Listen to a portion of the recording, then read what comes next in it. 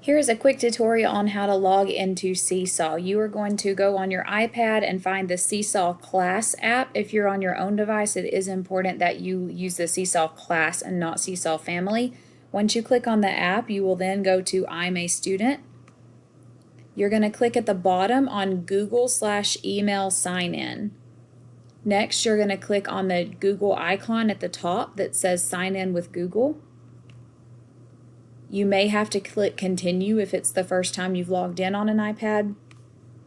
Then you will type in your email address. That's your last name, first name at students.cisd.net and hit next. Then it's going to let you know you're in the right place when you see the Castleberry logo. You'll log in again with that last name, first name at students.cisd.net. The password will be your student ID number or your lunch number. You're going to click sign in, and then it should bring you to your teacher's homepage. So it will have your teacher's name up here. In order to get to the daily assignments, you're going to want to go to the light bulb or go to activities. You're going to click on the green plus sign to click add a response, and that's going to let you respond to those individual activities that are in your teacher's folder.